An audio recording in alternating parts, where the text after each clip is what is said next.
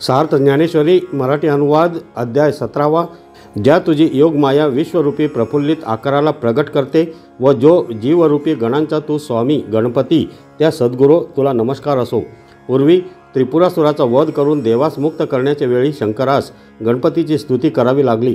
तो प्रसंग मनात आणून ज्ञानेश्वर महाराज म्हणतात, सत्व रज तमरूपी 3 शहरांनी वेढलेला व जीवभावरूपी किल्ल्यात अडकलेला जो आपला आत्मा, तो शिवाने गुरुरूपी तू जो गणेश, त्या तुझे स्मरण करून सोडवला। म्हणून शिवाबरोबर तुझी तुलना केली असता श्रेष्ठत्वाने तूच अधिक आहेस। तरी पण मुमुक्षु जीवांना मायारूपी जळातून तारतोस, म्हणून तू भोपळ्यासारखा हलका आहेस। जे तुझ्याविषयी अज्ञानी आहेत त्यांचेपासून तू आपले मुख एकीकडे फिरवले आहेस आणि ज्ञानवानांना तर तू नेहमी सन्मुखच आहेस। आपली दृष्टी डोळे पाहिली तर बारीक आहे, तरी त्या दृष्टीच्या झाकण्यात व उघडण्यात ज्ञानाचा संकोच व विकासात जगाचे उत्पत्ती व प्रलय हे दोन्ही आपण सहज करता। प्रवृत्तीरूपी कानाच्या हलण्याने जो गंडस्थळातून वाहणाऱ्या मदाच्या सुवासाने युक्त असलेला वारा सुटला, त्याला बोलून जीवरूपी भ्रमर तुझ्या मस्तकावर जमा झाले। त्या जीव भ्रमररूपी निळ्या कमळांनी तू पूजेला गेला आहेस। नंतर निवृत्तीरूपी कानाच्या हलण्याने ती बांधलेली पूजा उधळून जाते, तेव्हा आपल्या मोकळ्या शरीराचा अलंकार तू मिरवतोस। माया हीच कोणी तुझी स्त्री, तिची नृत्य किडा हाच जगदरूपी आभास। त्यातील कौशल्य मायेचे आपले नृत्य किडे जगदाभास दाखवणे हे तू आपल्याद्वारे दाखवतोस। तुझ्या आश्रयाने असणारी जी माया, तिची जगदाभासरूपी नृत्य किडा तू आपल्या अस्तित्वावर दाखवतोस। हे सद्गुरो, हे राहू द्या। आश्चर्य हे आहे की तू ज्याचा सोयरा होतोस तो सोयरेपणाच्या व्यवहाराला मुक्तोस, म्हणजे तू त्याच्यावर प्रेम करतोस। त्याला सर्वत्र आत्मप्रतीती होत असल्यामुळे त्याची आपपर भावना नाहीशी होते।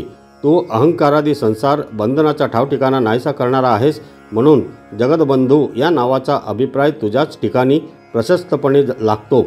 जगदबंधू हे नाव तुला यथार्थपणे शोभते।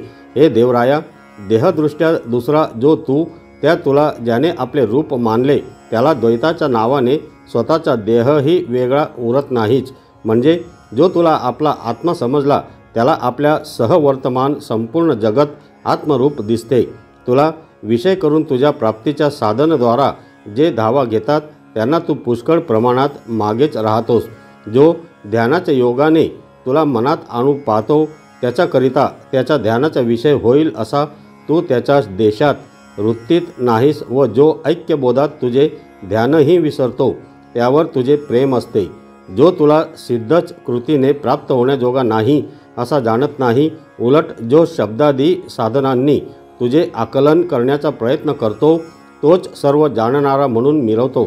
त्या शब्द ज्ञानाच्या शब्दरूप साधनाने हे श्री गुरु, तुमची सिद्धी कशी होणार? कारण सर्वज्ञ म्हणून गाजवलेल्या शब्द राशी रूप वेदाने केलेले आपले वर्णन जेथे आपल्या कानापर्यंत येण्याची पंचायत पडते, तेथे त्याचा काय पाड?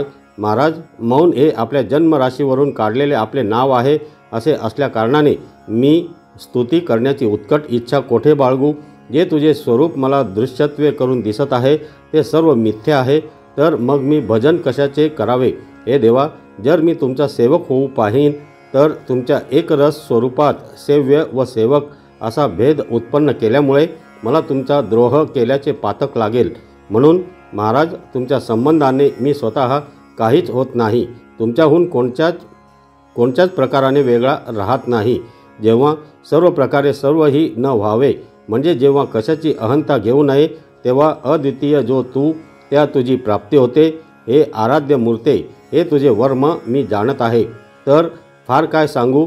जसे मीठ वेगळेपणाने न उरून पाण्याला भजते, म्हणजे पाण्याशी तद्रूप होऊन राहते, तसे माझे नमन आहे असे समजा। आता रित्या घागरीने समुद्रात प्रवेश केल्यावर ती उचंबळत भरून निघते, अथवा वात दिव्याच्या संगतीने दिवाच होते, त्याप्रमाणे हे निवृत्तीनाथा, तुम्हाला नमस्कार करून मी पूर्ण झालो।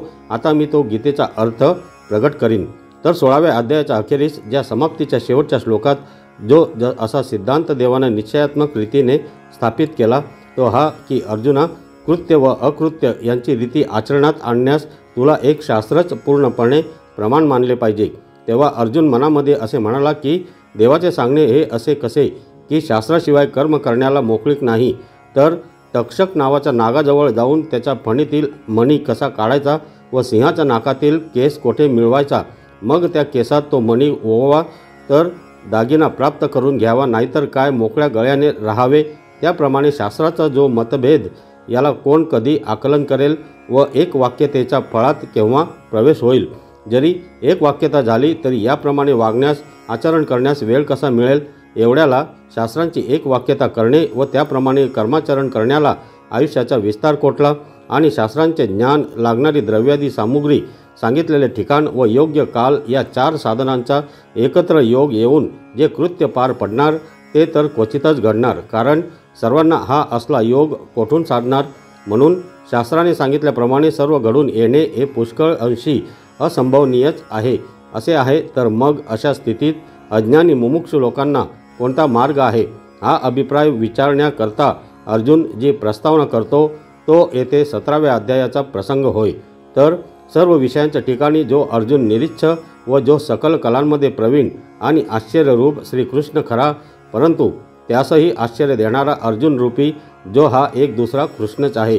जो अर्जुन शूरत्वास आधार प्राप्त झाला आहे, जो अर्जुन चंद्रवंशाचे भूषण आहे, दुसऱ्यास सुख देणे वगैरे उपकार करणे ही ज्याची लीला आहे, जो अर्जुन बुद्धीचा प्रियपती आहे, जो ब्रह्मज्ञानाची विसाव्याची जागा आहे आणि जो देवाच्या मनोधर्माप्रमाणे वागणारा सोबती आहे।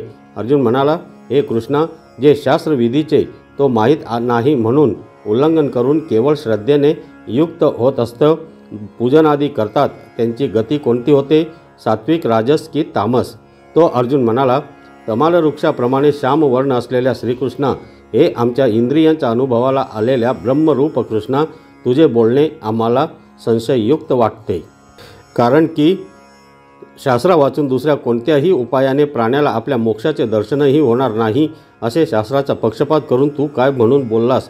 तर शास्त्राप्रमाणे कर्माचरण करण्याला योग्य म्हणून सांगितलेले असे स्थळच मिळत नाही व शास्त्राचा अभ्यास करविणारा जो गुरु तोही दूर असतो, त्याचाही योग होत नाही आणि ज्या सामुग्र्यांची अभ्यासाला मदत होते त्या सामुग्र्या देखील अभ्यास करण्याच्या वेळेला अनुकूल नसतात।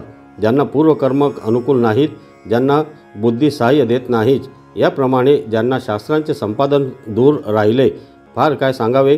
शास्त्राभ्यासाविषयी टेकण्याला एकही आधार मिळत नाहीच, म्हणून ज्यांनी शास्त्रांची वाटाघाट टाकली परंतु शास्त्रांचा विचाराने निश्चय करून व शास्त्रांच्या अर्थाप्रमाणे पवित्र आचरण करून परमलोकात जे खरोखर नांदत आहेत त्यांच्यासारखे आम्ही व्हावे अशी जीवाशी इच्छा बाळगून तसे आचरण करण्याकरता जे त्यांचे कित्ते घेतात, अहो महाराज, धड्यातील अक्षरे पाहून त्याखाली त्याचे हुबेहूब मूल लिहिते अथवा डोळसाच पुढे करून जसा आंधळा त्याच्या धोरणाने चालतो, त्याप्रमाणे हे जे सर्व शास्त्रात निपुण असतात त्यांचे आचरण असते।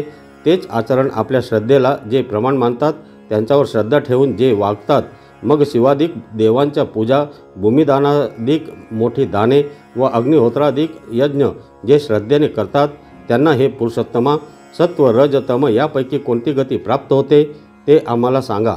तेव्हा श्रीकृष्ण वैकुंठ स्थानाचे आराध्य दैवत आहे व जो कृष्ण वेदरूपी कमलातील पराग आहे व ज्याच्या अंगच्या छायेने, ज्याच्या आश्रित मायेने हे जग जगते, स्वभावताच असलेली काळाच्या ठिकाणची प्रबलता व जगात आढळून येणारे लोकोत्तरता व प्रौढपणा, अद्वैतत्व, गूढता आणि आनंदघनता हे गुण, त्या गुणांचा जो बोलबाला आहे तो ज्याच्या जोरावर आलेला आहे, ते सामर्थ्य ज्याच्या ठिकाणी पूर्णपणे आहे, तो श्रीकृष्ण प्रभू आपल्या तोंडाने सांगत आहे। श्रीकृष्ण म्हणाले, प्राण्यांची ती स्वाभाविक श्रद्धा 3 प्रकारची असते, सात्विक, राजस व तामस, ती ऐक। देव म्हणतात, अर्जुना, तुझा आग्रह आम्ही जाणत आहो असे समज। तू शास्त्राभ्यासाची अडचण मानत आहेस ना, नुसत्या हव्या त्या श्रद्धेने परमपदाला घेण्यास पाहतोस तर चतुर अर्जुना, हे तसे सोपे नाही। अर्जुना, श्रद्धा म्हणून म्हटले की तेवढ्यावरच केवळ श्रद्धेनेच कार्यभाग होईल असा विश्वास धरू नये, कारण की ती श्रद्धा कोणत्या प्रकारची असेल ते सांगता येत नाही। गंगेचे पाणी जरी असले तरी ते दारूच्या भांड्यात आले तर ते घेता येईल काय? विचार कर बरे। चंदन हा स्वभावताच थंड आहे, परंतु त्याचा अग्नीशी संबंध झाला असता तो हाती धरला तर जाळू शकणार नाही काय? अथवा अर्जुना, हिणकस सोने आठवीत असलेल्या मुशीत उत्तम सोने पडले असता त्याचा हिणकसाशी संयोग झाल्यामुळे ते हिणकस होईल असे असता ते सोने उत्तम आहे अशा समजुतीने घेतले तर त्यापासून नुकसान होणार नाही काय? त्याप्रमाणे श्रद्धेचे स्वरूप स्वभावतः शुद्ध आहे, परंतु ज्यावेळी ती प्राण्यांच्या वाटणीस येते तेव्हा प्राणी तर स्वभावतः अनादी असलेल्या मायेच्या सामर्थ्याने सर्व त्रिगुणाचेच बनलेले आहेत. त्या त्रिगुणात देखील 2 गुण दबतात म्हणजे कमी होतात व मग एक वाढतो. त्यावेळेला जीवांच्या वृत्ती तशा वाढत्या गुणासारख्या होतात. ते जीव अंतःकरणाच्या स्थितीप्रमाणे संकल्प करतात, संकल्पाप्रमाणे कर्म करतात आणि मेल्यावर केलेल्या कर्माप्रमाणे देह स्वीकारतात. बीज नाहीसे होऊन त्याचे झाड बनते, झाड नाहीसे होऊन त्याचा बीजात समावेश होतो. हा क्रम कोट्यवधी कल्पे चालला तरी झाडाची जात नष्ट होत नाही. त्याप्रमाणे ही असंख्य जन्मांतरे होत जात असता प्राण्यांचे त्रिगुणत्व बदलत नाही. म्हणून प्राण्यांच्या वाट्याला आलेली जी श्रद्धा ती या 3 गुणांसारखी होते असे समज. कदाचित जेव्हा शुद्ध सत्वगुण वाढतो तेव्हा तो ज्ञानाला हाक मारतो, ज्ञानाची इच्छा करतो, परंतु एकाला शुद्ध सत्वगुणाला इतर दोघे रजतम विरुद्ध आहेत. सत्वाच्या संबंधाने ती श्रद्धा मोक्षरूप फलापर्यंत जाते तेव्हा रजतम स्वस्थ का बरे राहतील? सत्वाचे बल नाहीसे करून जेव्हा रजोगुण आकाशात जातो, अतिशय वाढतो, तेव्हा तीच श्रद्धा कर्म केरसुणी होते. त्याची वृत्ती ही कर्मरूपी केर सकट झाडणारी केरसुणी होते. मग तमाची जेव्हा आग उठते तेव्हा जेव्हा तमोगुण अतिशय वाढतो तेव्हा त्याच श्रद्धेचा प्रकार भलत्याच भोगाकरता होऊ लागतो. निषिद्ध विषय वासनेकडे त्या श्रद्धेची प्रवृत्ती होते. हे अर्जुना, प्रत्येकाची श्रद्धा त्याच्या त्याच्या सत्वानुसार सत्वादी संस्काराप्रमाणे असते. मनुष्य प्राणी हा श्रद्धमय असतो. ज्याची ज्यावर श्रद्धा असते तसा तो बनत असतो. हे चांगले कर्म, हे चांगले वर्म जाणणाऱ्या अर्जुना, याप्रमाणे या जीव समुदायामध्ये सत्व, रज व तम या 3 गुणांविरहित श्रद्धा नाही. ठिकाणी म्हणून स्वाभाविक रीतीने राजसी, तामसी व सात्विक या प्राण्यांच्या 3 प्रकारांमुळे श्रद्धा ही 3 गुणांच्या रूपांची बनली आहे. ज्याप्रमाणे पाणी हे स्वभावतः जगवणारेच आहे, परंतु विषयाशी युक्त झाले असता ते मारक होते, अथवा मिऱ्याशी युक्त झाले असता तिखट होते, ऊसाशी युक्त झाले असता ते गोड होते. त्याप्रमाणे तमाच्या आधिक्यात जो नेहमीच जन्मतो व मरतो त्याच्या श्रद्धा ते तमोगुणच होऊन परिणामाला पावते. मग काजळ आणि शाई यामध्ये रंगात जसा फरक दिसत नाही त्याप्रमाणे तामसी श्रद्धा ही तमोगुणाहून वेगळी नाही. त्याप्रमाणे श्रद्धा ही रजोगुणी अंतःकरणात रजोगुणाच्या रूपाने असते अशी समजावी व सत्वगुणयुक्त अंतःकरणामध्ये ती सर्व सत्वाचीच असते. अशा तऱ्हेने हे सर्व जग केवळ सर्व श्रद्धेचेच ओतलेले आहे. परंतु हे जगडंबर सर्व प्राणी 3 गुणांच्या अधीन असल्याकारणाने त्यांच्या ठिकाणी असलेल्या श्रद्धेमध्येही 3 प्रकारचे चिन्ह उत्पन्न झाले आहे असे तू समज. तर झाड जसे फलावरून ओळखता येते, अथवा बोलण्यावरून जसे मन जाणता येते, अथवा या जन्मातील सुखदुःखाच्या भोगावरून जसे मागील जन्मात केलेले कर्म ओळखता येते, त्याप्रमाणे ज्या ज्या लक्षणांनी श्रद्धेची 3 रूपे समजली जातात तो प्रकार ऐक. सात्विक श्रद्धेने युक्त असे मनुष्य देवांची उपासना करतात, राजश्रद्धेने घडलेल्या यक्ष राक्षसांची उपासना करतात आणि तामसी श्रद्धेने वळलेले मनुष्य, प्रेते व भूते यांची उपासना करतात. तर सात्विक श्रद्धेने ज्यांचा पिंड बनलेला आहे त्यांची बुद्धी बहुत करून स्वर्गाच्या ठिकाणी स्वर्गप्राप्तीकडे असते. ते सर्व विद्यांचे अध्ययन करतात, यज्ञक्रियेत निष्णात होतात, फार काय सांगावे ते देवलोकी जातात. हे वीरश्रेष्ठ अर्जुना, आणि जे राजसी श्रद्धेने बनलेले आहेत ते राक्षस व यक्ष यांचे भजन करतात. तामसी श्रद्धा जी केवळ अनेक पापांनी भरलेली आहे व जी निर्दयपणे फार कठोर आहे ती मी तुला सांगतो. जीवाच्या वधाने बळी सिद्ध करून ते तामसी श्रद्धावान लोक स्मशानामध्ये संध्याकाळी भूते व प्रेते यांचे अमंगल समुदाय पूजतात. ते पुरुष तमोगुणाचा अर्क काढून बनवलेले आहेत आणि तामसी श्रद्धेचे घर आहेत असे समज. याप्रमाणे जगामध्ये या 3 लक्षणांनी 3 प्रकारची श्रद्धा होते. पण मी हे एवढ्याकरता सांगत आहे की जी ही सात्विक श्रद्धा आहे ती शहाण्या अर्जुना जतन करावी व दुसऱ्या 2 विरुद्ध अकल्याणकारक आहेत त्या टाकून द्याव्यात. अर्जुना, या सात्विक बुद्धीची ज्यांच्याकडून जोपासना होईल त्याला मोक्षाचा काहीच बाऊ नाही. तो व्यासांची ब्रह्मसूत्रे शिकेना का? तो सर्व शास्त्रांचे परिशीलन करेना का? स्वतंत्र बुद्धीने स्थापलेले नवीन सिद्धांत त्याचे स्वाधीन नसेनात का? परंतु जे जे थोर पुरुष स्मृतीचे अर्थ आपणच मूर्तिमंत होऊन आपल्या आचरणाने त्या अर्थाप्रमाणे वागून ते अर्थ जगास देतात। त्यांची आचरणरूपी पावले पाहून मग जो कोणी आपले पाऊल ठेवून सात्विक श्रद्धेने चालतो त्याला तेच फळ अगदी ठेवल्यासारखे प्राप्त होते। अर्जुना, एकाने मोठ्या श्रमाने प्रथम दिवा लावला आणि त्या दिव्यावर दुसरा कोणी आपला दिवा लावावयास लागला तर तो आयता दिवा लावणारा पुरुष पहिल्या दिव्याच्या प्रकाशाकडून फसवला जाईल काय? श्रम करून पेटवलेल्या दिव्यावर दुसरा दिवा काही श्रमावाचून लावून घेतला तर तोही काही कमी प्रकाश देणार नाही। अथवा एखाद्याने अपार द्रव्य खर्च करून घर बांधले असता त्या घरात काही वेळ राहणारा वाटसरू त्या घराचे सुख भोगीत नाही काय? हे राहू दे, जो तळे बांधतो त्याचीच तहान ते तळे नाहीशी करते काय? अथवा स्वयंपाकास घरात अन्न मिळते दुसऱ्याला मिळत नाही काय? अर्जुना, फार काय सांगू, त्र्यंबकेश्वरी गौतमाने आणलेली गंगा म्हणजे गोदावरी ही एका गौतमालाच गंगा व इतर सर्व जगाला ती ओढा झाली आहे का? म्हणून आपल्या अधिकारानुरूप शास्त्राप्रमाणे अनुष्ठान करण्याचे चातुर्य जो जाणतो त्याला जो आपल्या श्रद्धेने वरतो त्याच्या आचरणाचा कित्ता जो वळवतो तो मूर्ख देखील तरतो। जे लोक दंभ व अहंकार यांनी युक्त होऊन अभिलाष आसक्ती यांच्या आग्रहाच्या जोरावर शास्त्राला संमत नसलेले घोर तप आचरतात अथवा शास्त्राच्या नावाने जे खरोखर अंतकरणापासून आरंभही करण्याचे जाणत नाहीत, इतकेच नाही परंतु शास्त्रज्ञाला आपल्या गावाच्या हद्दीवरही टेकू देत नाहीत, वडिलांच्या क्रिया पाहून जे वेडावून दाखवतात व पंडिताला चुटक्या वाजवतात म्हणजे त्यांचा तिरस्कार करतात, आपल्याच अभिमानाने व श्रीमंतीच्या गर्वाने पाखंड्याची तपे खरोखरच स्वीकारतात, शास्त्रबाह्य आचारांचा अंगीकार करतात, आपल्या व दुसऱ्याच्या अंगात शस्त्रे खुपसून रक्त मांसाने प्रणतीपत्रे भरभरून ती जळत्या अग्नीत ओततात व चेड्याच्या तोंडाला लावतात आणि नवस केलेल्या देवतांना मुलांचा बळी देतात। देवता श्रेष्ठ आहेत अशा आग्रहाच्या आधिक्याने कोणी लोक रात्रीच्या साती रात्री 7 दिवस अन्न त्याग करून राहतात। हे अर्जुना, आपल्या तमोगुणी अंतकरणरूपी क्षेत्रामध्ये आपल्यास त्रास व दुसऱ्यास त्रास देणे रूपी बी पेरतात, मग पुढे त्या ठिकाणी तेच पिकते। अर्जुना, समुद्रातून तरुण जाण्यास समर्थ असे आपल्याला हात नाहीत आणि नावेचा सुद्धा आश्रय करीत नाही, त्याची समुद्रात जशी दुर्दशा होते अथवा ज्याप्रमाणे जो रोगी वैद्याचा द्वेष करतो व औषधाला लाथेने उडवतो तो रोगी यातनांपासून मोकळा होईल काय? अथवा डोळसाच्या द्वेषाने जो आपले डोळे काढतो तो आंधळा जसा माझघरात पडून राहतो, त्याप्रमाणे शास्त्राचे वळण धिक्कारून अविचाराने सारखे अरण्यात धावतात त्या असुरांची स्थिती वरील उदाहरणांप्रमाणे होते।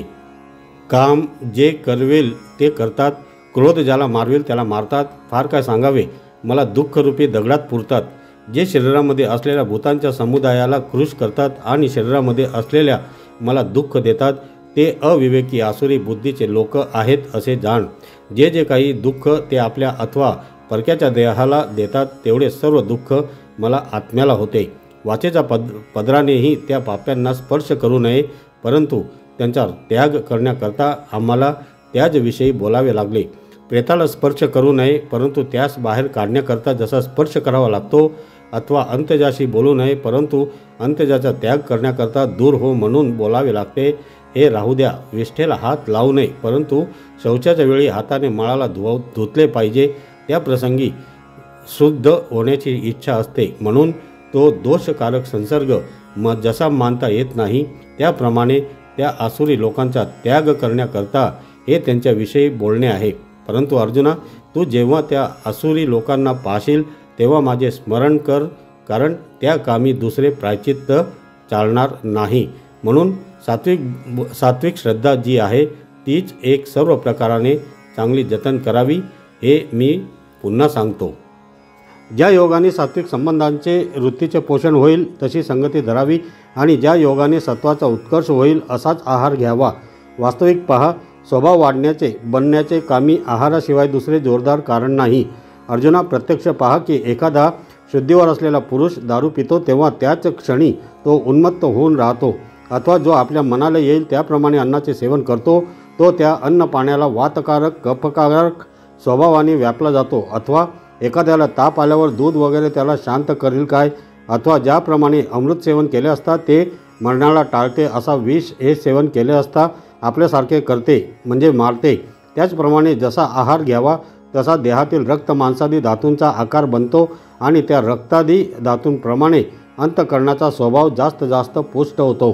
ज्याप्रमाणे भांड्याच्या तापण्याने आतले पाणीही तापते, त्याप्रमाणे आहाराच्या योगाने धातूच्या वश असल्यामुळे चित्तवृत्ती व्यापली जाते. म्हणून सात्विक रस सेवन करावेत, तेव्हा सत्वगुणाची वृद्धी होते व इतर रसांनी रजोगुणाची व तमोगुणाची वृद्धी होते.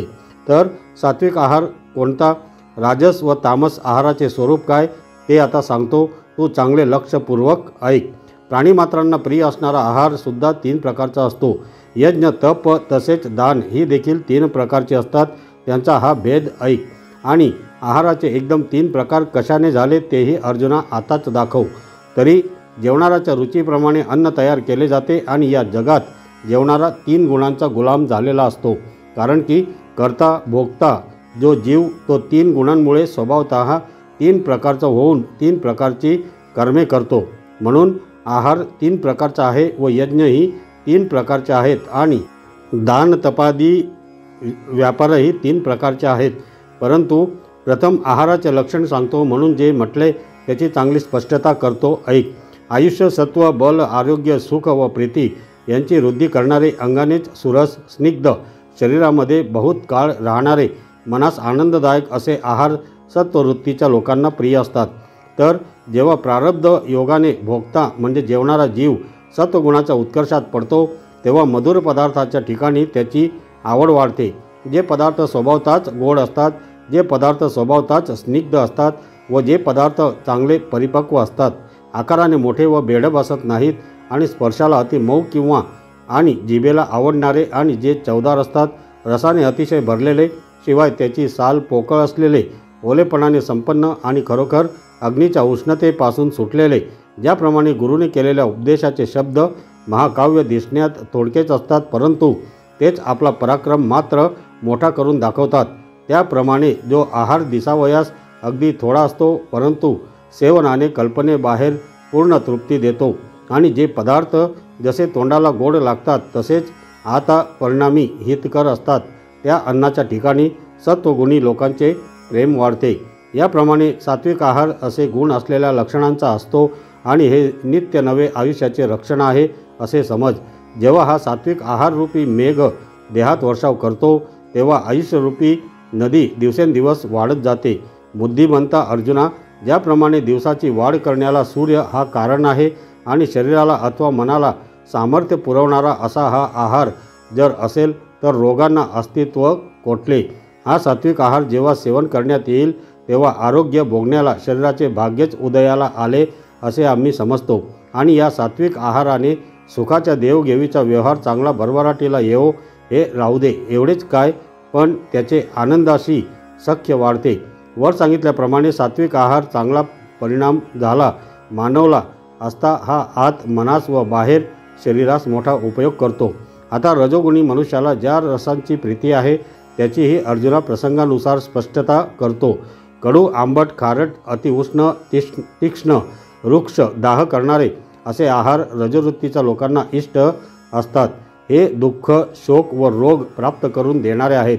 तर प्राणहरण करण्याविषयी मात्र काय तो कमीपणा नाहीपेक्षा काळकोट विषाप्रमाणे जे कडू असते अथवा आंबटपणामध्ये जे चुन्यापेक्षा जिभेला जास्त चटका देणारे असते. कणकेचा गोळा करण्यास जितके पाणी लागते तितकेच त्यात मीठ घालतो व इतर पदार्थांचेही मिठाचे तितक्या प्रमाणात मिश्रण करतो. म्हणजे कणकेत जितके मीठ तितकेच इतर रसातही घालतो. असे अतिशय खारट त्या रजोगुण्याला आवडते व पदार्थ इतके ऊन खातो की त्या कडक पदार्थाच्या रूपाने तो अग्नीच तोंडाने गिळत आहे असे वाटते. कडक पदार्थाच्या वाफेच्या टोकावर लावली असता वात देखील पेटेल असे कडक पदार्थ तो रजोगुणी मनुष्य मागतो. भयंकर वावटळीस मागे टाकील असे किंवा पहारीचा घाव लागला असता जसे रुपते तसे घावा वाचून रुपणारे झणझणीत असे तिखट तो खातो. जे तोंडी लावणे आत व बाहेर राखेपेक्षा कोरडे असते ते त्याला फार आवडते. जो पदार्थ खात असता एकमेकांवर दात आदळतील तो पदार्थ तोंडात घेताना त्यात संतोष होऊ लागतो. पदार्थ मूळचे झणझणीत असून शिवाय मोहरी लावून त्याचे अनेक प्रकार केले जातात, ते असे की जे सेवन केले असता नाकातोंडातून वाफा चालतात. हे राहू दे अर्जुना, अग्नीला गप्प बैस असे म्हणेल तसे तिखट रायते रजोगुण्याला प्राणापेक्षा जास्त आवडते. याप्रमाणे तोंडाला पुरेसे न होऊन तो जिभेने वेडा केलेला रजोगुणी पुरुष अन्नाच्या निमित्ताने पोटात प्रज्वलित अग्नीच भरतो. त्या सरसाच त्याच्या अंगाचा दाह होऊ लागतो. मग भुईवर अथवा अंथरुणावर त्यास चैन पडत नाही. रजोगुणाने खाल्लेले ते पदार्थ हे जेवण नव्हे, तर शरीरात रोगरूपी निवांत निजलेले साप जागे करण्याकरता उत्तेजक पदार्थच पोटात घालणे होय. त्याप्रमाणे एकमेकांच्या स्पर्धेने एकदम रोग उत्पन्न होतात. अशा रीतीने रजोगुणी आहाराचे केवळ दुःखरूप फळ प्राप्त होते. अर्जुना, याप्रमाणे राजस आहाराचे वर्णन केले व त्या आहाराच्या परिणामाचा विचार सांगितला. आता त्या तमोगुणी पुरुषाला जसा आहार आवडतो तेही सांगतो. कदाचित तुमच्या मनाला त्याची किळस येईल, पण किळस घेऊ नका. तर कुजलेले अथवा उष्टे खात असताना त्यामुळे आपले अनहित होईल असे तो मानित नाही. जशी म्हैस कुजलेले उष्टे न म्हणता आंबवून खाते तसे तो खातो. ज्याला तयार होऊन प्रहराहून अधिक वेळ झाला आहे अथवा जे अर्धवट शिजवलेले आहे, ज्यामधील रस गेला आहे, दुर्गंधयुक्त आदल्या दिवसाचे उष्टे आणि सदोष असे भोजन तमोवृत्तीच्या लोकांना प्रिय असते. त्याप्रमाणे सकाळी शिजवलेले अन्न 2 प्रहरी अथवा तो दिवस गेल्यावर दुसरे दिवशी तमोगुणी पुरुष खातो, अथवा अर्धवट शिजलेले किंवा पारच करपून गेलेले आणि ज्यात गोडी आलेली नाही असेही पदार्थ तमोगुणी खातो. जे अन्न शिजवून तयार झालेले असते व ज्या अन्नात गोडी चांगली आलेली आहे ते अन्न आहे असा तमोगुणी पुरुषाचा अनुभव नाही. म्हणजे अशा अन्नाला तो अन्न समजत नाही. असे असूनही जर कदाचित चांगल्या पक्वान्नाचा त्याला योग झाला तर त्या अन्नास घाण सुटेपर्यंत वाघाप्रमाणे थांबून राहतो. म्हणजे त्या अन्नास घाण सुटेपर्यंत खात नाही. जे अन्न तयार होऊन पुष्कळ दिवस झाले आहेत, ज्याचा रुचकरपणा निघून गेला आहे, जे वाळलेले अथवा सडलेले आहे, अथवा जे अन्न फदफदले असून त्यात किडेही पडलेले असोत व तसे घाण सुटलेले अन्न तेही मुलाच्या हाताने चिवडून जशी काही राड करतो अथवा बायकोबरोबर बसून गोतांबील करतो, म्हणजे तिच्याबरोबर परिवारासह एका ताटात जेवतो, अशा घाणेरडेपणाने जेव्हा तो खातो तेव्हा त्याला सुखाचे असे भोजन होते. परंतु तो पापी एवढ्यानेही समाधान पावत नाही. मग चमत्कार पहा, ज्या दोषयुक्त वाईट पदार्थांना निषेधाचा शिंतोडा असतो, ज्या दोषयुक्त वाईट पदार्थाचा शास्त्रांनी सेवन करण्यास योग्य नाहीत असा निषेध केलेला असतो, त्या पिण्यास अयोग्य अशा पदार्थाच्या पिण्याच्या ठिकाणी व खाण्यास योग्य नाहीत अशा पदार्थाच्या खाण्यात त्या तामसी पुरुषाकडून उत्कट हाव वाढवली जाते. हे वीर अर्जुना, तमोगुणी जेवणाराला अशी आवड असते, त्याचे फळ दुसऱ्या क्षणी मिळत नाही, तर त्याच क्षणात ताबडतोब मिळते. कारण की त्याचे तोंड जेव्हा या अपवित्र अन्नाला शिवते तेव्हाच तो पापाला पात्र झाला. याशिवाय आणखी तो जे जेवतो ती जेवण्याची रीत म्हणू नये, तर ते जेवण ही पोट भरणारी यातना म्हणजे दुःख समजावी. शिरच्छेदाने काय होते अथवा अग्नीत प्रवेश केला असता कसे असते या गोष्टीचा प्रत्यक्ष हा अनुभव का घ्यावा लागतो विचार कर. परंतु तमोगुणी पुरुष तसले परिणाम सहन करतो. म्हणून अर्जुना, तामस अन्नाचा परिणाम वेगळा सांगण्याची जरुरी नाही, कारण तामस अन्न खाण्यात जे दुःख होते तोच त्याचा परिणाम होय असे देव म्हणाले. आता यानंतर आहाराप्रमाणे यज्ञ ही 3 प्रकारचा आहे ते ऐक. हे चांगल्या सुकीर्तिवंतांमध्ये श्रेष्ठ अर्जुना. पण आता या तिहींमध्ये पहिल्या प्रथम सात्विक यज्ञाचे रहस्य सांगतो ते ऐक. फलाकांक्षा न धरणाऱ्यांकडून विधीला अनुसरून असलेला व यज्ञ करणे हे कर्तव्य आहे. म्हणून समाधानयुक्त मनाने जो यज्ञ केला जातो तो सात्विक यज्ञ होय.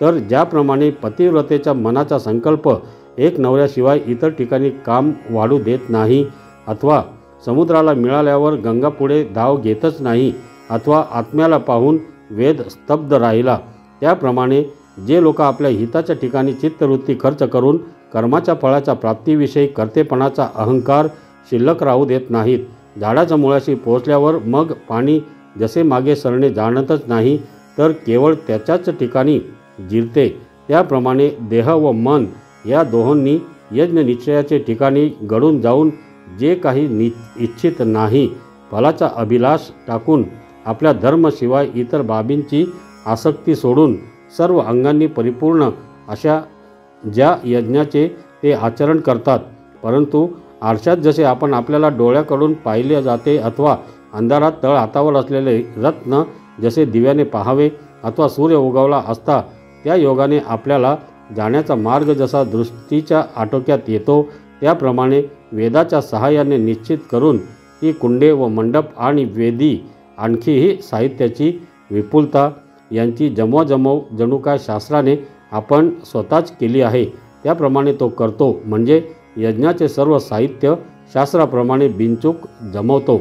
अंगावर सर्व अवयवांचे ठिकाणी जसे त्या त्या अवयवांना योग्य असे अलंकार घातलेले असावेत, त्याप्रमाणे जेथे जो पदार्थ पाहिजे तेथे तो पदार्थ व्यवस्थेने योजून फार शब्दांनी काय वर्णन करू, जसे काही सर्व अलंकार घातलेली अशी यज्ञविद्याच यज्ञाच्या निमित्ताने प्रत्यक्ष मूर्तिमंत आले आहे. त्याप्रमाणे तो यज्ञ अंगे व उपांगे यासहित मोठेपणाच्या संबंधास डोके वर काढून न देता केला जातो. तुळशीच्या झाडाचे तर उत्तम प्रकारचे संरक्षण केले जाते, परंतु त्या संरक्षण करण्यात फळांचा, फुलांचा अथवा छायेच्या हेतूचा संबंध नसतो. अर्जुना, फार काय सांगावे. फळाशेशिवाय अशा युक्तीने जो यज्ञ केला जातो तो सात्विक यज्ञ आहे असे समज. हे भरतश्रेष्ठा, क्रियेने वरच्या सारखाच पण फलाचा उद्देश धरून व दांभिकपणे जो यज्ञ केला जातो तो राजस यज्ञ जाण.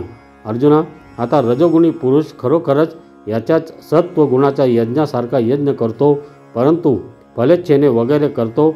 जसे श्राद्धाच्या दिवशी राजाला भोजनाला आमंत्रण द्यावे, जर राजा घराला आला तर त्यापासून फार उपयोग होईल. तो असा की आपली कीर्तीही होईल आणि श्रद्धाही राहणार नाही.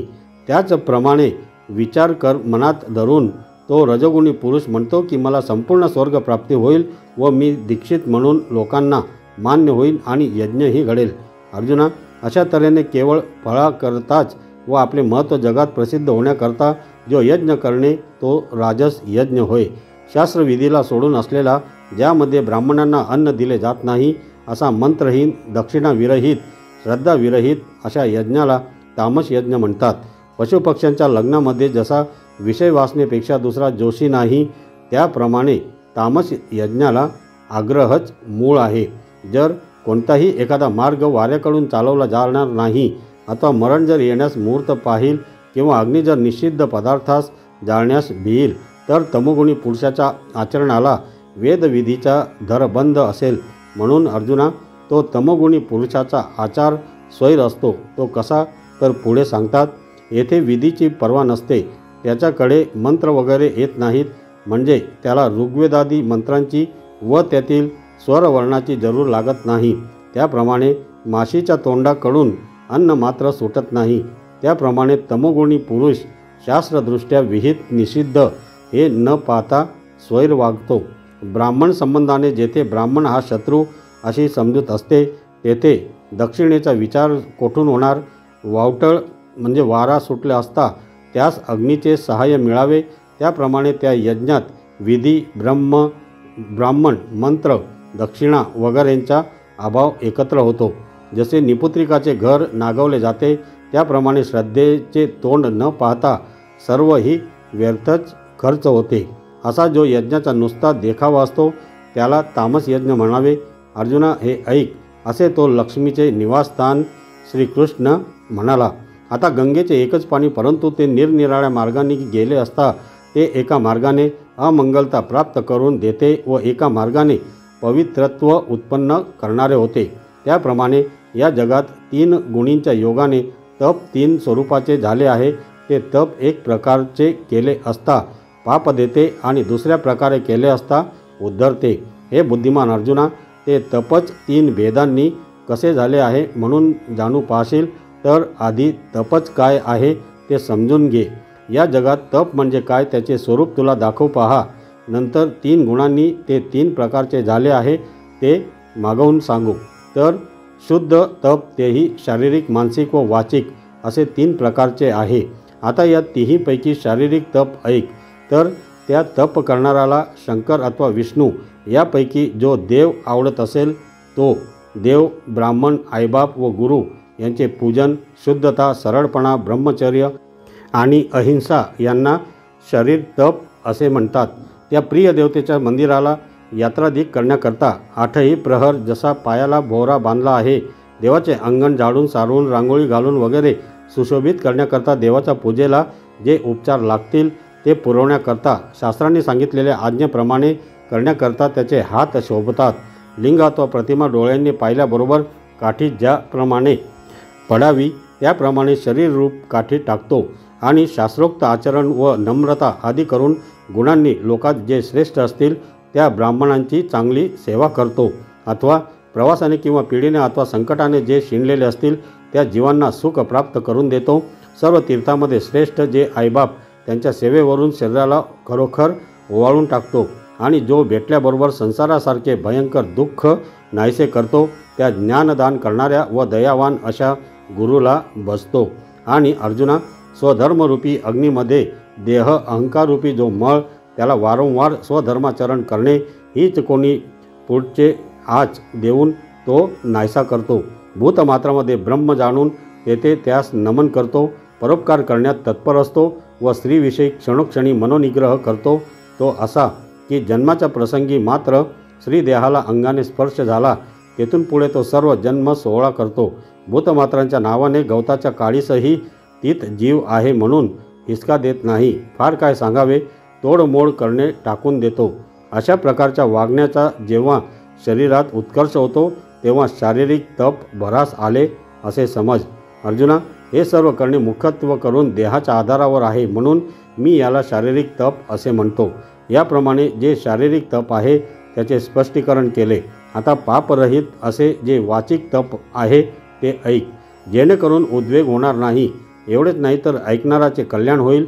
असे सत्य, प्रिय आणि हितकर वाक्य, स्वाध्याचा, वेदाचा अथवा नामाचा अभ्यास यांना वाङ्मय तप असे म्हणतात. तरी लोखंडाचा आकार व वजन ही मुळीच कमी होऊ न देता जसे त्या लोखंडास परिसाने सोने केले त्याप्रमाणे जे बोलणे ऐकणाऱ्याच्या जवळ असलेल्या जोडीदाराला दुःख न देता सुख होईल असा चांगलेपणा ज्या बोलण्यात दृष्टीस पडतो. पाणी मुख्य झाडाला जाते आणि पाटाच्या काठावर असणारे गवत सहजच जगते, त्याप्रमाणे कोणा एकाला उद्देशून बोलले असता त्या बोलण्यात सर्वांचेच हित होते. जेव्हा अमृताची गंगा प्राप्त होते तेव्हा ती प्राणांना अमर करते व स्नानाचे पाप व ताप नाहीसे करते आणि तिचे अमृत प्यायले असता गोडीही देते. त्याप्रमाणे अज्ञान नाहीसे होते, आपला अनादीपणा पुन्हा प्राप्त होतो व ज्याप्रमाणे अमृताचे कितीही सेवन केले तरी त्याचा वीट येत नाही. जर कोणी विचारले तर असे बोलण्याचा प्रघात असावा, नाहीतर वेद अथवा भगवन नाम यांचे वाचेने आवर्तन पुन्हा पुन्हा पठण चाललेले असावे. ऋग्वेदादी तिन्ही वेद वाचारूपी मंदिरामध्ये तोंडात स्थापन केले जातात. फार काय सांगावे, मुखामध्ये जशी काय वेदशाळाच स्थापन केली आहे. अथवा एखादे नाव तेच शिवाचे असो वा विष्णूचे असो वाचेत राहावे, ते वाचेपासून होणारे तप समजावे. आता जे मानसिक तप आहे तेही सांगू ऐक.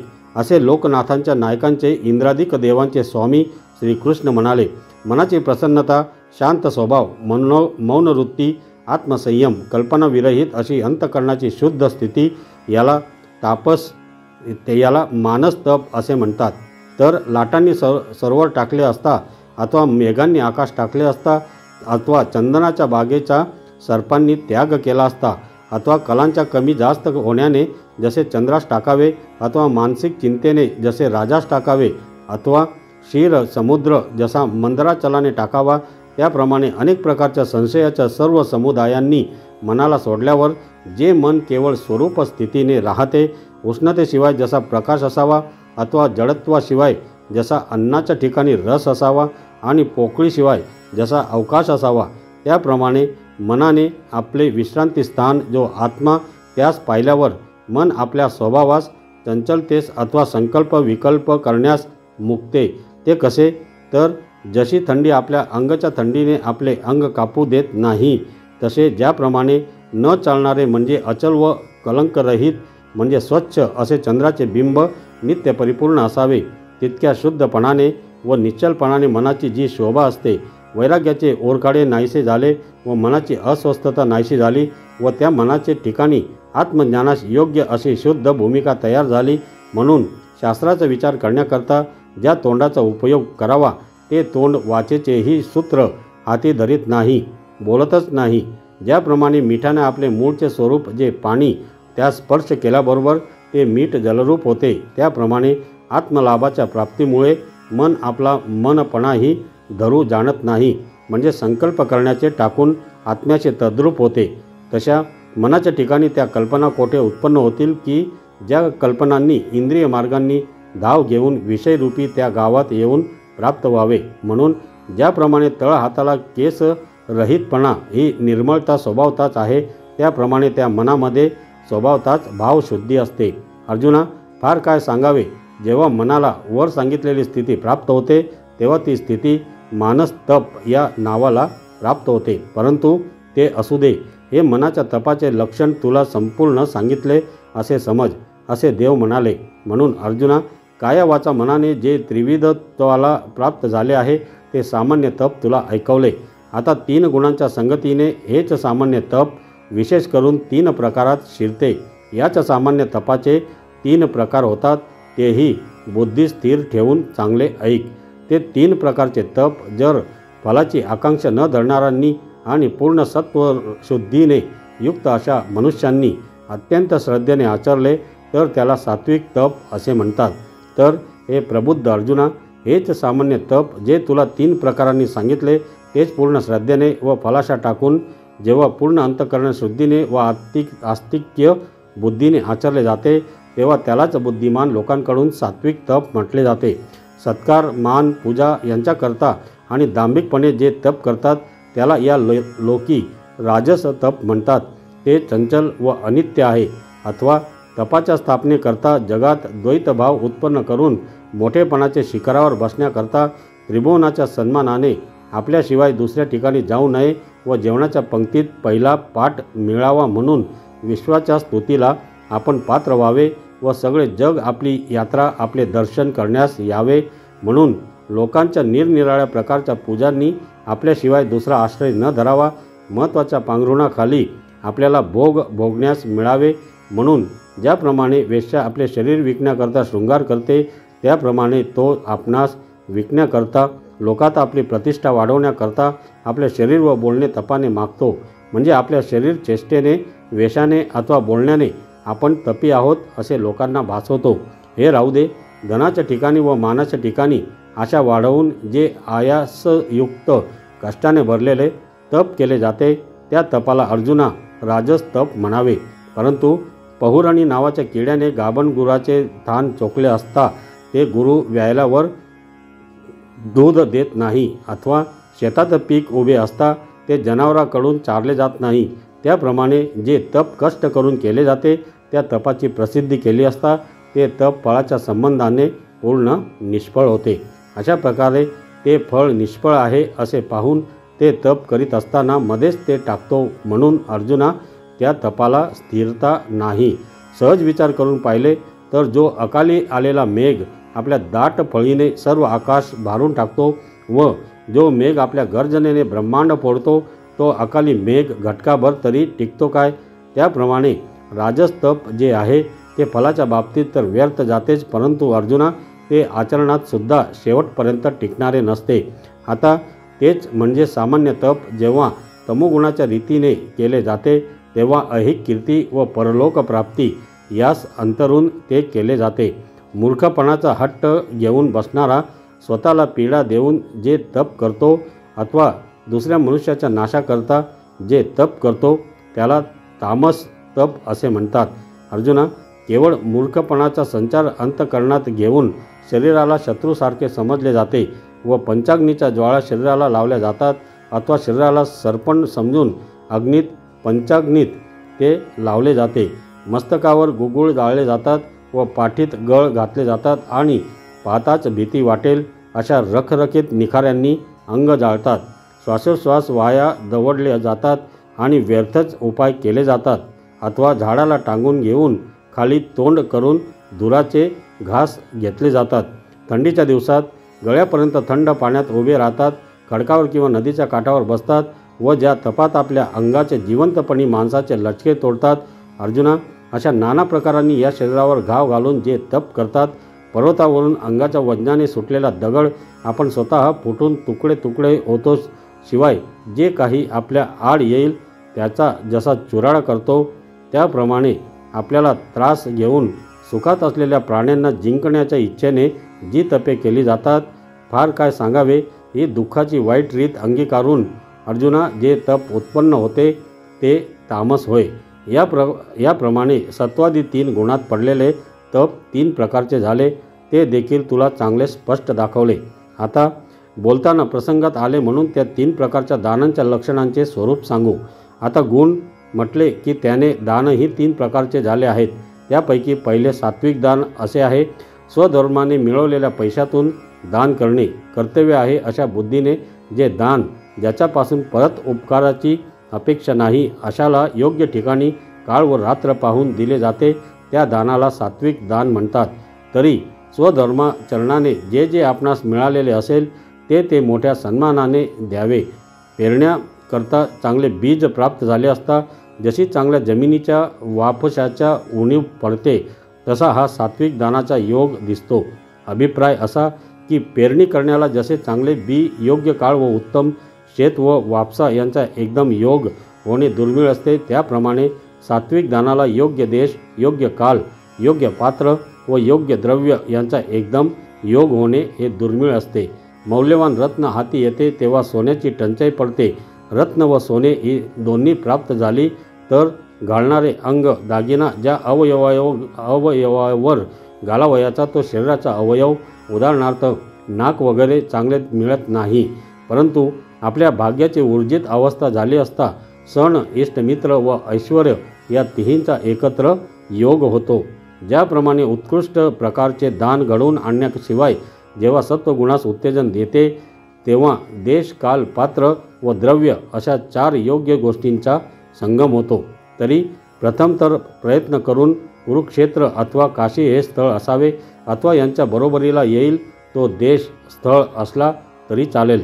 तशा त्या पवित्र स्थळी सूर्य किंवा चंद्र आणि राहू व केतू यांचा योग, सूर्यग्रहण व चंद्रग्रहण येतो तो दानाला पवित्र काळ असतो, अथवा तशासारखा इतर पवित्र काळही असला तरी चालेल। तशा काळी त्या स्थळी दानाला असे उत्कृष्ट पात्र असावे की जणू काय त्या पात्राच्या रूपाने मूर्तिमंत पवित्रपणाच अवतरला आहे।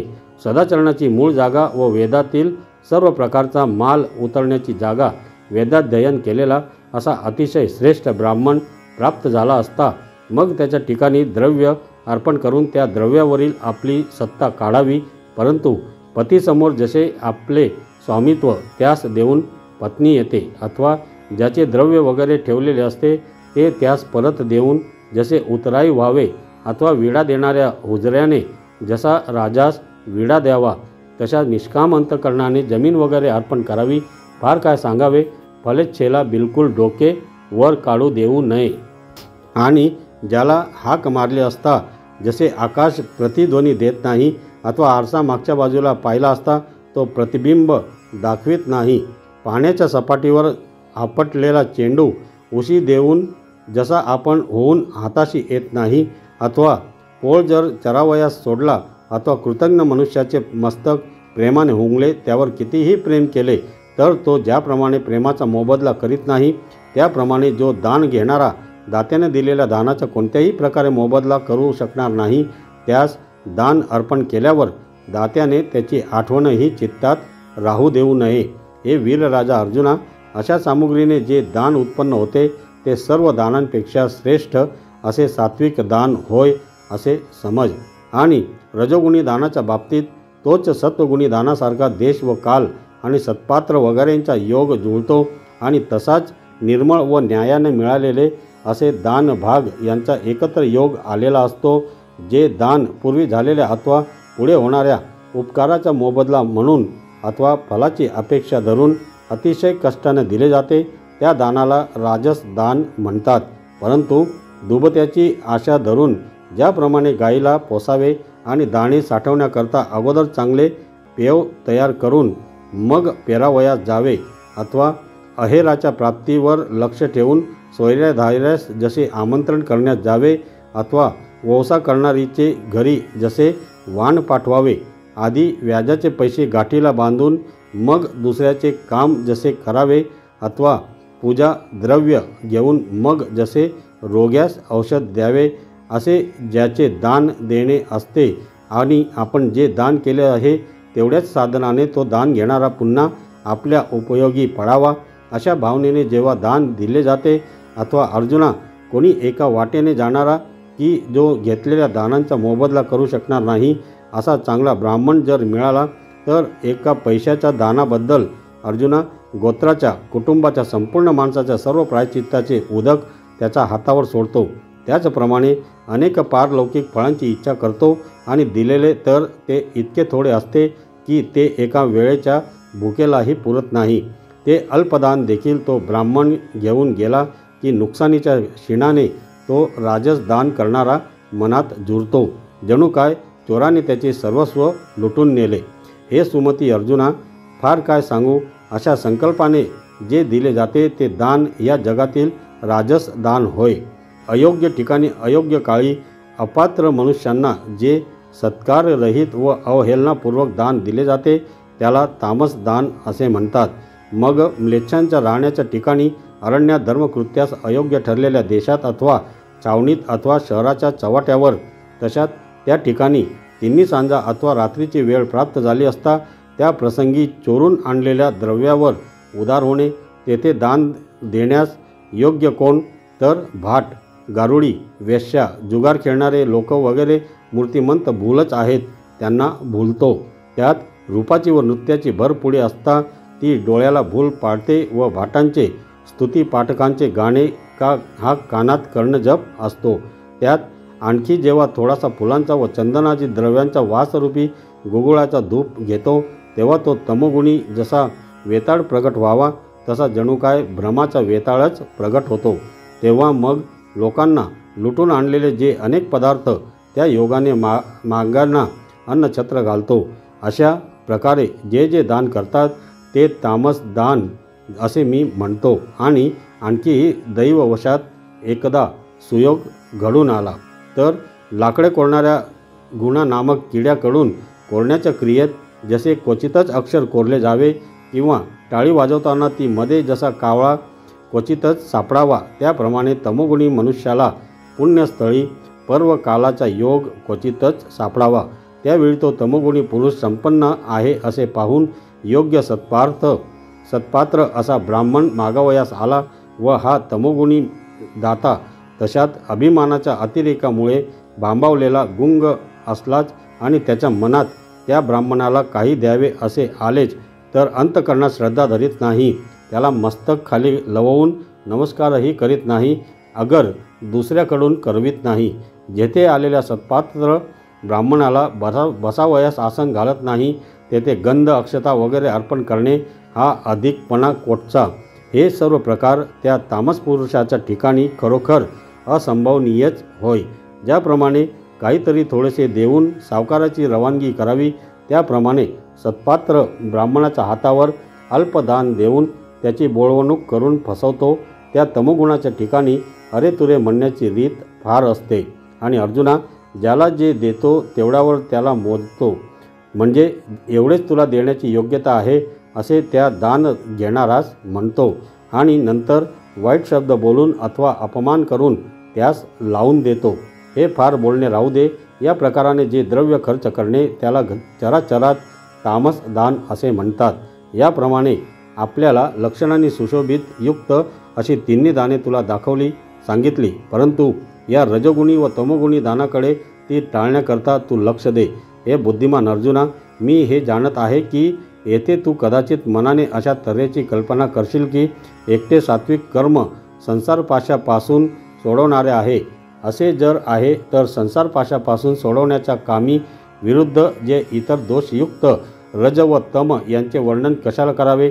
परंतु ज्याप्रमाणे पिशाचाला दूर केल्याशिवाय पुरलेले द्रव्य हाती येत नाही अथवा धूर सहन केला नाही तर जसा दिवा लागणार नाही, त्याप्रमाणे शुद्ध सत्वगुणाच्या आड रजोगुण व तमोगुण यांचा पडदा आहे तो नाहीसा करण्याला अर्जुना वाईट का म्हणावे? श्रद्धेपासून आरंभ करून अखेर दानापर्यंत सर्व क्रिया मात्र तिन्ही गुणांनी व्याप्त आहेत. म्हणून जे आम्ही सांगितले तेथे खरोखरच 3 गुण सांगण्याचा आमचा इरादा नव्हता, परंतु सत्वगुणाचे स्वरूप स्पष्ट समजण्याकरता दुसरे रजोगुण व तमोगुण हे 2 आम्ही बोललो असे समज. ज्याप्रमाणे दिवस व रात्र यांचा त्याग केला असता या दोहोंमधील असणाऱ्या संध्याकाळाचे रूप दिसते, त्याप्रमाणे दोन्हीमध्ये जे तिसरे आहे ते दोन्हीचा त्याग केला असता दिसते. त्याप्रमाणे रज व तमाच्या नाशाने तिसरे उत्तम जे दृष्टोत्पत्तीस येते तो सत्वगुण होय हे आपोआपच कळून येते. याप्रमाणे तुला सत्वगुण स्पष्ट समजण्याकरता रजोगुण व तमोगुण यांचे वर्णन केले. त्या रजतमांचा त्याग करून सत्वगुणाच्या योगाने तू आपले काम साधून घे. त्या शुद्ध सत्वगुणानेच यज्ञाधिक सर्व क्रिया कर, म्हणजे त्या योगाने तुला ते स्वरूप तळ हातावर घेतलेल्या पदार्थासारखे प्राप्त होईल. सूर्याने प्रकाशित केले असता या जगात काय एक दिसणार नाही, त्याप्रमाणे सत्वगुणाने केलेले कर्म कोणत्या फळाला देणार नाही. खरोखर वाटेल ते फळ प्राप्त करून देण्याच्या बाबतीत सात्विक कर्माची पद्धती चांगली आहे, परंतु ज्या एकाने मोक्षाशी एकरूप होता येते ते निराळचे आहे. त्याचे सहाय्य जेव्हा सात्विक कर्माला मिळते तेव्हा त्या सात्विक कर्माच्या मोक्षाच्या गावात देखील प्रवेश होतो. सोने 15च्या दराचे म्हणजे 100 नंबरी असले तरी त्यास जेव्हा राजमुद्रेची अक्षरे प्राप्त होतात तेव्हाच ते ज्याप्रमाणे चालते त्याची किंमत होते. स्वच्छ, थंड व सुगंधी असे पाण्याचे प्रकार सुख देणारे असतात, परंतु त्या पाण्यात पवित्रपणा तीर्थाच्या संबंधाने येतो. नदी वाटेल तितकी मोठी का असेना, परंतु गंगा जेव्हा तिचा अंगीकार करील तेव्हाच अर्जुना तिच्या समुद्रात प्रवेश होईल. त्याप्रमाणे अर्जुना, सात्विक कर्माला मोक्षाच्या भेटीला येत असताना ज्याच्या योगाने विघ्न येत नाही ते वेगळेच आहे. हे देवाचे बोलणे ऐकत्या क्षणी अर्जुनाच्या अंतःकरणात उत्कंठा मावेना व तो म्हणाला, देवांनी कृपा करून ते मला सांगावे. तेव्हा सर्व कृपाळूंचे सार्वभौम राजे श्रीकृष्ण परमात्मा म्हणाले, ज्याच्या योगाने त्या सात्विक कर्माच्या आटोक्यात ते मोक्षरूपी रत्न येते ते ऐक. ओम तत् सत असा 3 प्रकारचा ब्रह्माचा नामनिर्देश श्रुतीने सांगितला आहे. या नामाच्या योगाने पूर्वी प्रजापतीने ब्राह्मण, वेद आणि यज्ञ निर्माण केले आहेत. तरी जे परब्रह्म आरंभरहित असून जगाचे उत्पत्ती स्थान व विश्रांती स्थान आहे त्याचे एक नाव 3 प्रकारचे आहे. परंतु अविद्या समुदायरूपी रात्रीत सापडलेल्या जीवांनी ब्रह्मास ओळखावे एवढ्यासाठी श्रुतींनी त्या परब्रह्मास जी खूण केली ते त्या ब्रह्माचे नाव होय. नुकतेच जन्मास आलेले मूल आपल्या बरोबर नाव घेऊन येत नाही, परंतु त्या मुलाला ठेवलेल्या नावाने हाक मारले असता ते ओ देत उठते. संसार दुःखाने शिणलेले जीव ब्रह्माकडे आपले दुःख निवेदन करण्याकरता येतात. त्या जीवांना ज्या नावाने ब्रह्म ओ देत उठते तो हा संकेत नामरूपी खूण होय. जीवाचा व ब्रह्माचा फार काळापासून अबोला आहे तो नाहीसा व्हावा व ते ब्रह्म अद्वैतपणे जीवास भेटावे म्हणून वेदरूपी बापाने सर्व जीवाची दया मनात घेऊन हा नाममंत्र शोधून काढला. मग वेदाने दाखवलेल्या ज्या एका नामाने ब्रह्मास हाक मारले असता ते ब्रह्म वृत्तीच्या मागे असूनही वृत्तीच्या पुढे उभे राहते. परंतु वेदरूपी पर्वताच्या शिखरावर असलेल्या उपनिषदाच्या अर्थरूपी शहरात जे परब्रह्माच्या एका पंक्तीला आहेत त्यांनाच हे नाम महात्म्य कळते. हे देखील राहू दे. ब्रह्मदेवामध्ये जी सृष्टी उत्पन्न करण्याची शक्ती आहे ती ज्या एका नामाच्या आवर्तनाने आले आहे. परंतु सृष्टीच्या आरंभापूर्वी हे विरोत्तमा अर्जुना, ब्रह्मदेव एकट्या वेड्यासारखा गोंधळलेला असा होता. मला ईश्वराला तो ओळखत नव्हता अथवा सृष्टी करण्याचे सामर्थ्यही नव्हते. तो ज्या एका नामाने समर्थ केला त्या नामाच्या अर्थाचे अंतःकरणात चिंतन केल्यामुळे आणि ज्या नामाच्या त्या शब्दांचा ओम तत् सत जप केल्यामुळे त्याला ब्रह्मदेवाला सृष्टी उत्पन्न करण्याची योग्यता आली. तेव्हा त्याने ब्राह्मण लोक उत्पन्न केले व त्यांना आचरणाची पद्धत शिकवणारे वेद दिले आणि यज्ञासारखा धंदा कर्म उदरनिर्वाहार्थ उत्पन्न केला. नंतर किती असंख्य लोक ब्रह्मदेवाने उत्पन्न केले हे कळत नाही व त्या उत्पन्न केलेल्या लोकांना तिन्ही भुवने हे ब्रह्मदेवाने दिलेले इनाम झाले. असे ज्या नाममंत्राने ब्रह्मदेवाला थोर केले त्याचे स्वरूप तू ऐक. असे लक्ष्मीचा भर्ता श्रीकृष्ण म्हणाला, तरी सर्व मंत्रांचा राजा तो ओम ते त्या नावातील पहिले अक्षर समजा. तत् हे दुसरे अक्षर होय व सत हे तिसरे अक्षर आहे. याप्रमाणे ओम तत् सत या रूपाने ब्रह्माचे हे नाम 3 झाले आहेत. या सुंदर फुलाचा वास उपनिषदे घेतात आणि उपनिषदांनी याचा चांगला विचार केला आहे. जेव्हा सात्विक कर्म या नामाची मिळून चालते, म्हणजे जेव्हा सात्विक कर्म या ब्रह्मनामाच्या विनियोगासहित होते, तेव्हा ते सात्विक कर्म मोक्षाला घरचा चाकर करते. कापुराचे दागिने दैव आणून देईल, परंतु बाबा ते दागिने अंगावर कसे घालावे हे समजण्याचीच अडचण आहे. याप्रमाणे सत्कर्म करण्याचा आरंभ केला जाईल आणि ब्रह्मनामही उच्चारले जाईल, परंतु विनियोगाचे रहस्य जर समजले जाणार नाही तर साधूचे समुदाय आपण होऊन घरी आले असताही त्यांचा आदर सत्कार कसा करावा हे न समजून जर गैररीतीने त्यांच्याशी वर्तन केले तर पुण्यक्षय होतो. अथवा चांगला एक शृंगार करण्याकरता सोन्याचे व जडावाचे दागिने एके ठिकाणी गोळा करून त्याची गाठोळी जशी गळ्यात अडकवावी, त्याप्रमाणे मुखाने ब्रह्मनामाचा उच्चार करतो आणि हाताने सात्विक कर्म करतो, परंतु योजनेच्या हातवटीशिवाय ते कर्म निष्फळ होते. विचार कर अर्जुना, जवळ अन्नही तयार आहे आणि भूक देखील लागली आहे, तरी त्यांना मुलाला जेवावे कसे हे कळत नसल्याने जसा उपवासच घडेल.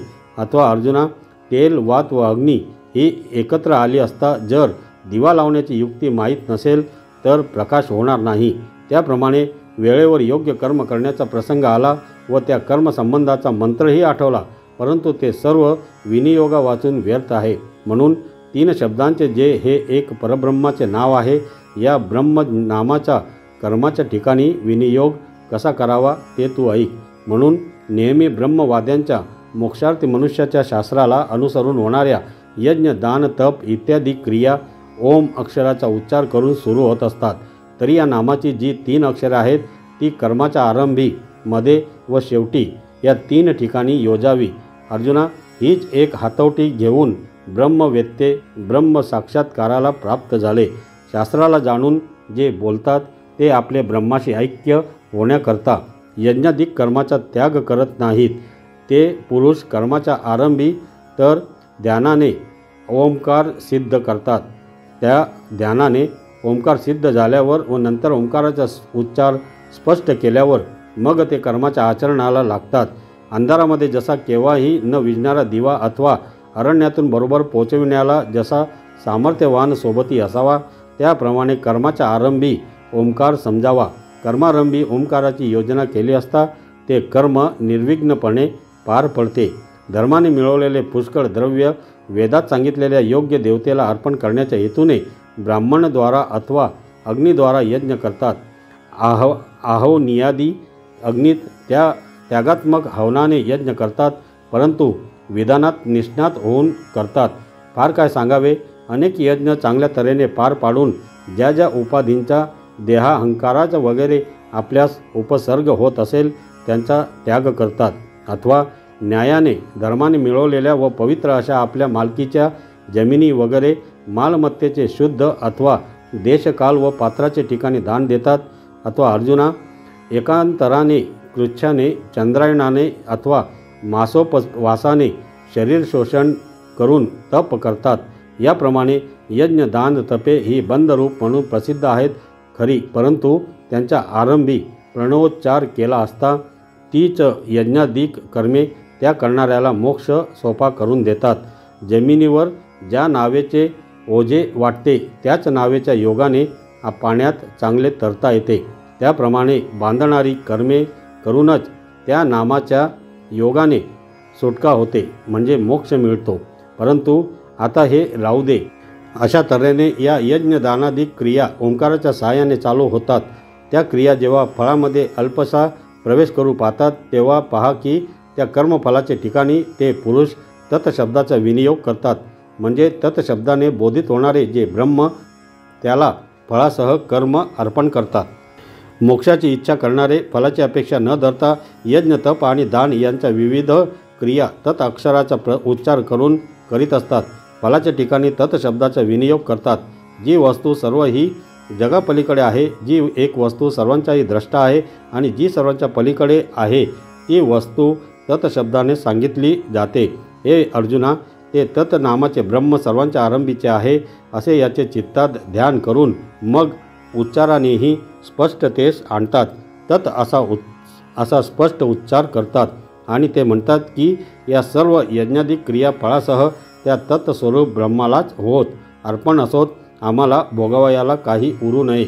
याप्रमाणे तत्शब्दात्मक ब्रह्माने तत् असा ब्रह्म नामाचा उच्चार करून व तेथे तत्शब्दाने दर्शविलेल्या ब्रह्माचे ठिकाणी कर्मे अर्पण करून न मम माझी नाही या शब्दाने अंग जाळतात, आपला व कर्माचा संबंध तोडतात।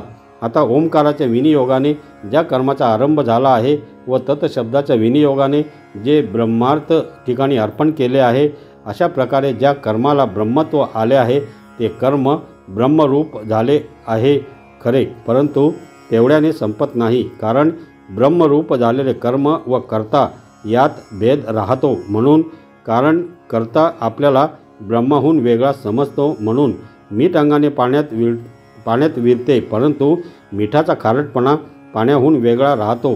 त्याप्रमाणे कर्म जरी ब्रह्माकार झाले तरी कर्ता वेगळा उरतो, हे द्वैत भासते। आणि जसजसे द्वैत उत्पन्न होते तसतसे संसार भय प्राप्त होते। देव आपल्या तोंडाने व वेदाच्या द्वारा हे बोलत आहेत, म्हणून जे ब्रह्म दुसरेपणाने आहे ते आत्मत्वाने अनुभवास येईल ही उणीव काढण्याचे उद्देशाने देवाने सत शब्द ठेवला आहे। तर ओंकार व तत्कार यांच्या विनियोगाने जे कर्म शरीरात ब्रह्मरूप केलेले आहे व ज्या कर्माची प्रशस्त श्रेष्ठ वगैरे शब्दांनी स्तुती केली आहे, त्या प्रशस्त कर्माचे ठिकाणी सत शब्दाचा विनियोग आहे, तोच ऐका, तो आहे तसा सांगतो।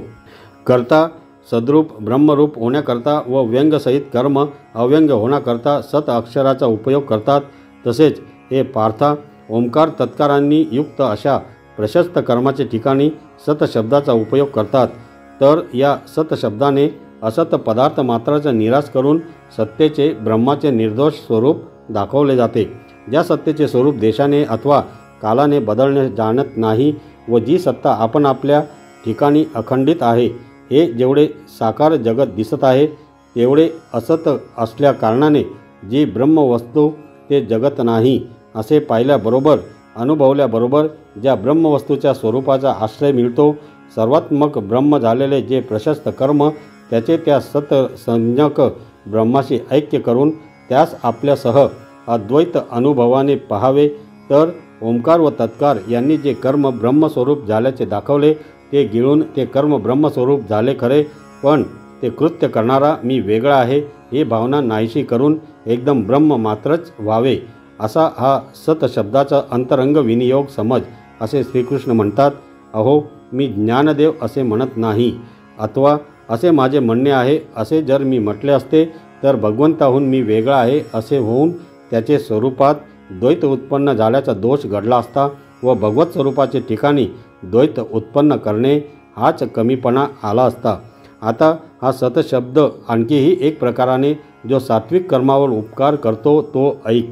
तर सत्कर्मे ही आपापल्या अधिकाराप्रमाणे चांगली चालली असली तरी पण जेव्हा ती एखाद्या अंगाने कमी पडतात, तर ज्याप्रमाणे एक अवयव कमी असल्याने सर्व शरीराचे सर्व व्यापार थांबते, अथवा चाक वगैरे एखाद्या अवयव नसलेल्या रथाची गती बंद पडते, त्याप्रमाणे असे समज की ज्या वेळेला एकच गुण एखादे अंग नसल्या कारणाने सत्कर्मच असत्कर्मपणा धारण करते, तेव्हा ओंकार व तत्कार यांनी चांगल्या प्रकारे सहाय्य केलेला हा सतशब्द कर्माचा जीर्णोद्धार करतो। हा सतशब्द आपल्या सत्पणाच्या सामर्थ्याने ते कर्माचे असत्पण नाहीसे करतो व त्या कर्माला सत्पणाला व्यवहाराला आणतो।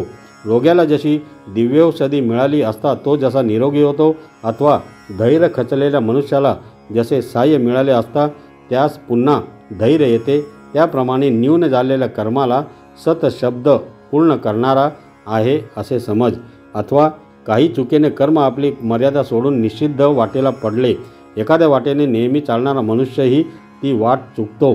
परीक्षकाच्या पदरात नजर चुकीने अखेर म्हणजे खोटे पडते। व्यवहारामध्ये काय घडत नाही, व्यवहारात कोणती चूक घडत नाही, म्हणून त्याप्रमाणे अविचाराने कर्माची मर्यादा सुटते व ते कर्म जेव्हा दुष्कर्माच्या वाईट नावाला येऊ पाहते, अर्जुना, तेथे हा सत शब्द जो इतर दोन ओंकार व तत्कारपेक्षा प्रौढ आहे तो योजला असता त्या कर्माला सत्कर्मत्व आणतो. लोखंडाला जसे परिसाचे घासणे, ओढ्याला कशी गंगेची भेट अथवा मेलेल्याला जसा अमृताचा वर्षाव, हे वीरेशा अर्जुना, सतशब्दाचा प्रयोग विनियोग वाईट कर्माला तसा आहे. वर सांगितलेल्या ब्रह्मनामाच्या विनियोगाचे वर्म लक्षात घेऊन जेव्हा तू या ब्रह्मनामाचा विचार करशील तेव्हा केवळ हे नामच ब्रह्म आहे असे तुला कळेल. हे पहा, ज्याचेकडून हे सर्व दृश्यमान प्रकाशले जाते त्या ठिकाणी ओम तत् सत हे बोलणे हा नामोच्चार नेते. ते ठिकाण तर निधर्म व शुद्ध असे परब्रह्म आहे, पण ओम तत् सत हे त्याचे अंतरंग व त्यास व्यक्त करून दाखवणारे नाम आहे. आकाश या नावाला आकाश हाच जसा एक आधार आहे, कारण दोघे एकच आहेत, त्याप्रमाणे ओम तत् सत या नामाला व नामेला ब्रह्माला आश्रय अभेद आहे. म्हणजे ओम तत् सत या नामाचा व परब्रह्म वस्तूचा अभेद आहे.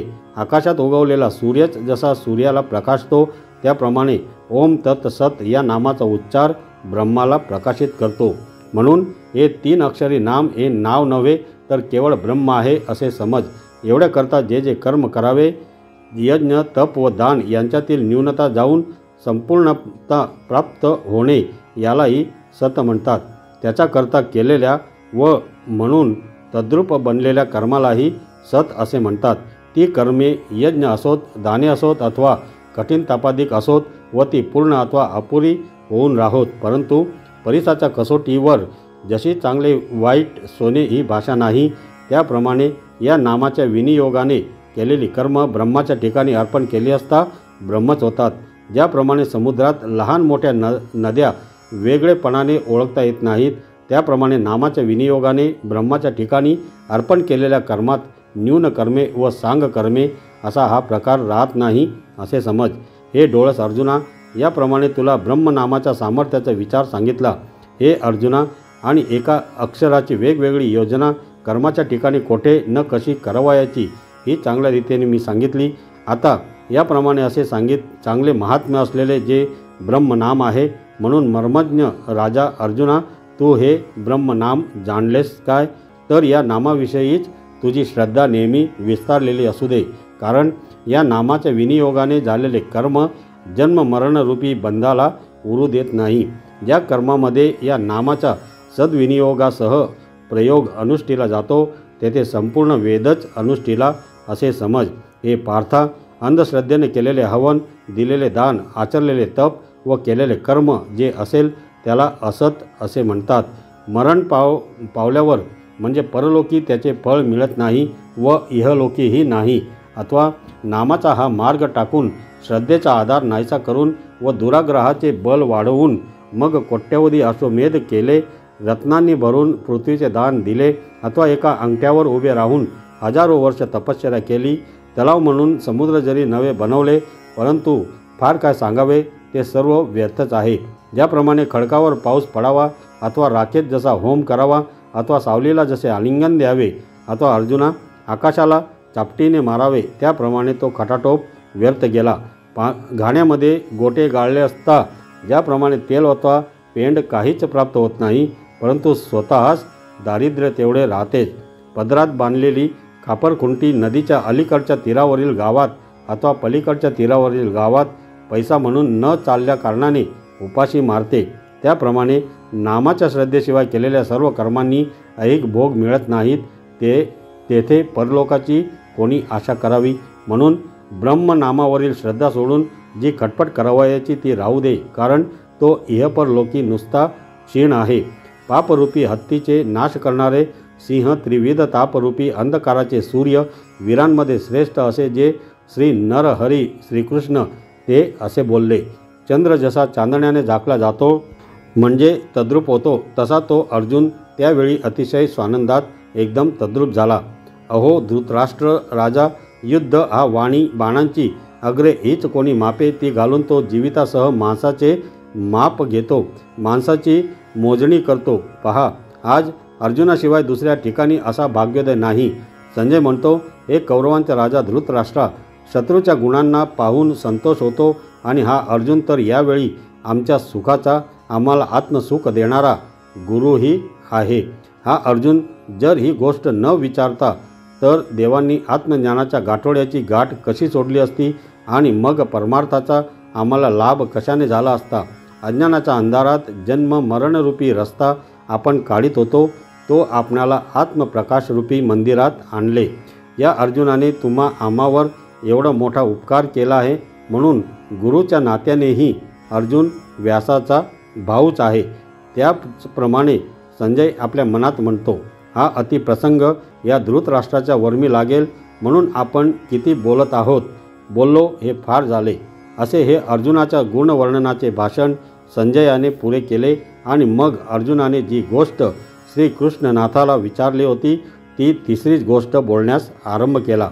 संजयाने अर्जुनाचे गुणवर्णन करण्याचे सोडून अर्जुनाने श्रीकृष्णास विचारलेली गोष्ट सांगण्यास जसा आरंभ केला तसे व्याख्यान मीही करीन, ते श्रोत्यांनी ऐकावे, असे निवृत्तीनाथांचे शिष्य ज्ञानदेव म्हणतात. तर मंडळी, येथे हा 17वा अध्याय समाप्त झाला. 18व्या अध्यायासाठी पुढील व्हिडिओ नक्की ऐका. धन्यवाद.